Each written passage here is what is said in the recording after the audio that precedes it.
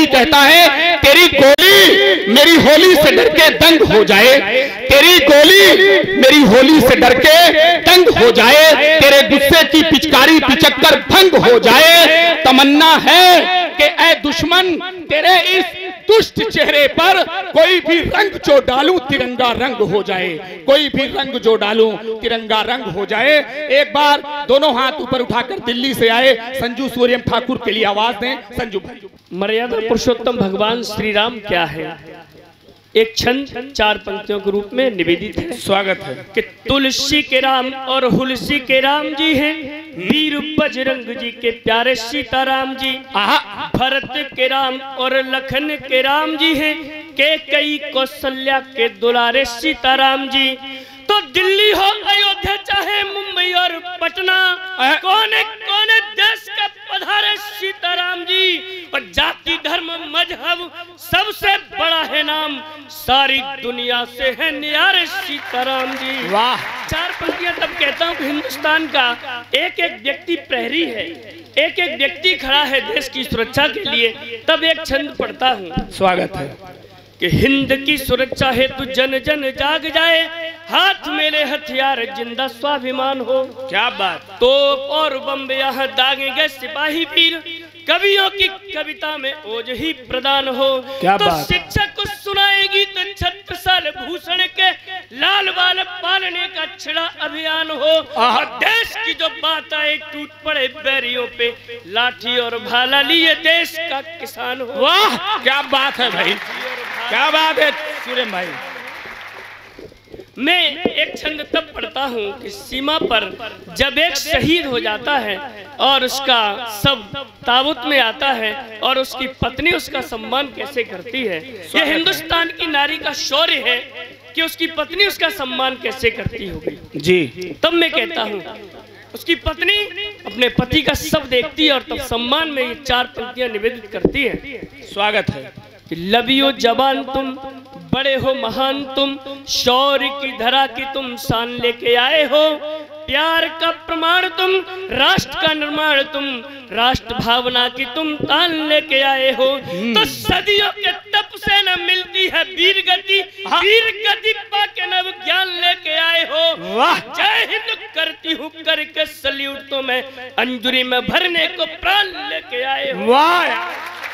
में भरने को प्राण लेके आए हो। एक बार तालियां दोनों हाथ ऊपर उठा करके बुलाइए, बोलिए भारत माता की। बहुत बढ़िया।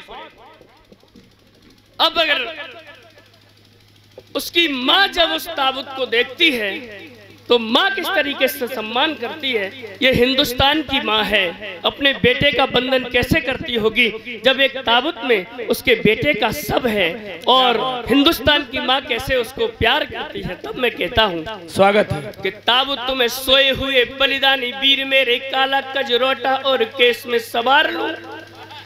ताबूत में सोए हुए बलिदानी वीर मेरे, काला कजरोटा और केस में सवार लूं। बलिहारी जाऊं तुझे बार बार देख देख, रूप को सजाऊं फिर मैं निहार लूं। देश किया तूने बलिदान वीर मेरे, कंठ से लगाऊं पुचकार लूं दुलार लूं, और टंगे में लिपटा हुआ तू मेरा देवता, प्यारे लाल वीर तेरी आरती उतार लूं। क्या बात है, वीर तेरी आरती उतार लूं। जय। क्या बात है भाई। ये हिंदुस्तान की नारी का शौर्य है कि हिंदुस्तान की माँ किस तरीके से सम्मान करती है।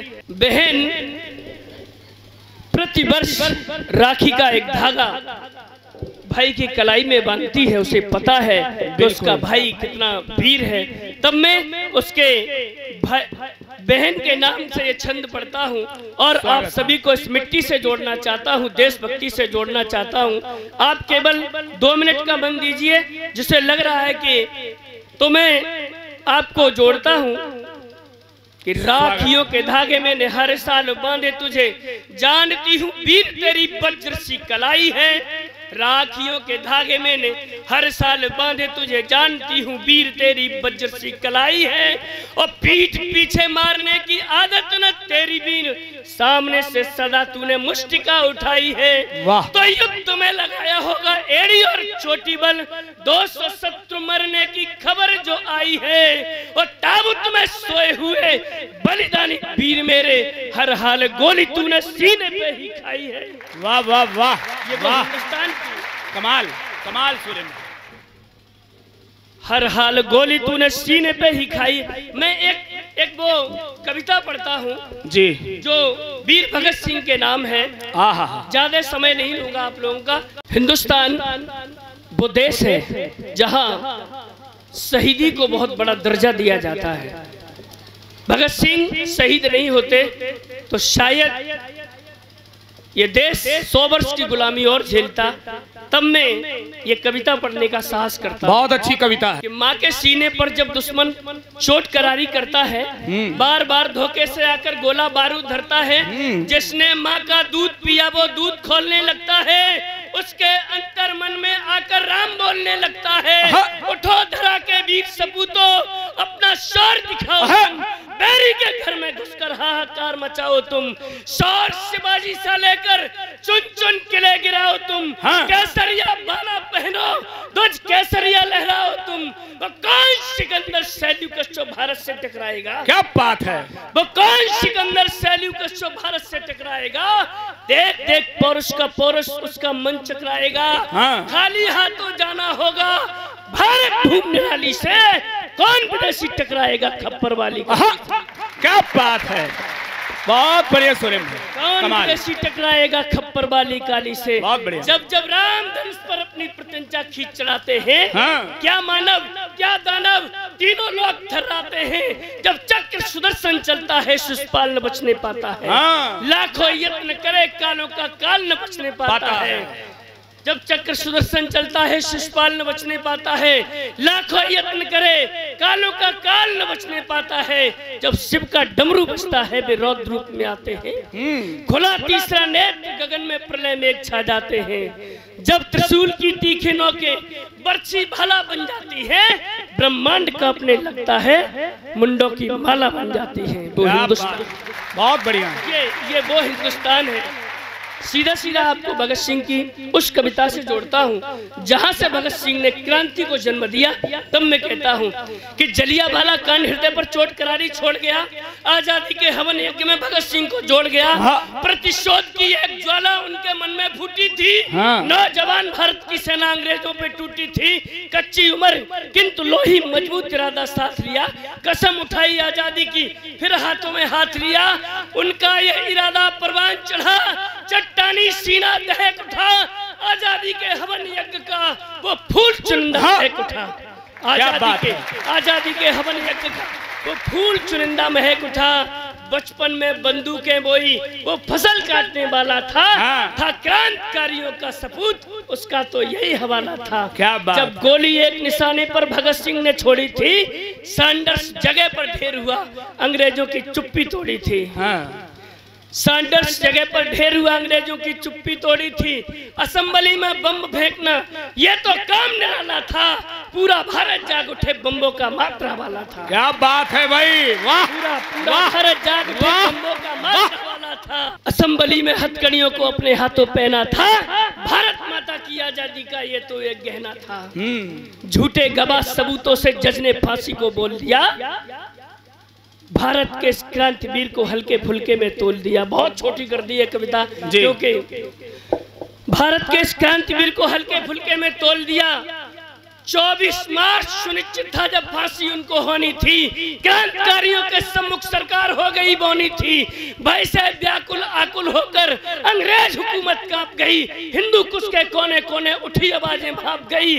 23 को ही फांसी का षड्यंत्र रचाया गोरों ने, पर्दे के पीछे का काला चेहरा दिखलाया गोरों ने। क्या बात। वो फांसी भगत सिंह की थी, वो कड़ी एक आजादी की, वो तप्त तेज सूरज का था, वो भाबर जैसे शादी की, वो शंखनाद अंतिम पड़ाव का, वो रुद्र रूप शंकर का था, वो तांडव नर्तलौकिक था, वो गर्जन एक भयंकर था। क्या बात है, वाह। सपूत था। बहुत बढ़िया। एक चित्र खींचता हूँ आपके बीच में जी। ऐसा कहा जाता है कि जब वीर भूमि पर कोई शहीद होता है तो उसको पुष्पक विमान लेने आता, उसको वीर गति प्राप्त होती है। वो मैं वो चित्र खींचना चाहता हूँ। जी भाई, कि जब भगत सिंह को फांसी के तख्ते पर ले जाया गया होगा, उस समय उसके सम्मान में कौन आया होगा?